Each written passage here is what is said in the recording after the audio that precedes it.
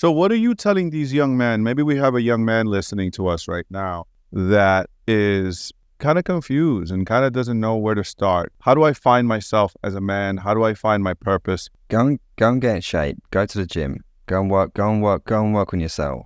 And like typically when you go in those sorts of environments, you will find other guys that are also working on themselves. It's such an easy environment to go into.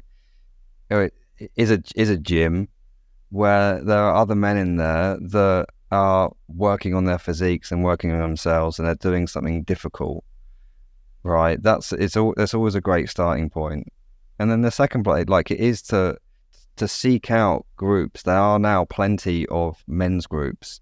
There's lots of men's groups that are on different ends of the spectrum. There's the guys that are in the woods doing yoga in their hot pants and beating on drums, right? And hey, and that's all good stuff, right? It's all good stuff. There's the other side of the spectrum where there's guys with their tops off, beating their chests and doing the SAS stuff, and that's also great stuff. And it's like about figuring out what aligns with you as a guy, and like deep in your core, like we know deep down, like our conscious. Listen to your conscious. Listen to your gut. Like, is this going? Do you know what? This is a bit too fucking much for me, and actually, this isn't. Yeah, or does this feel right?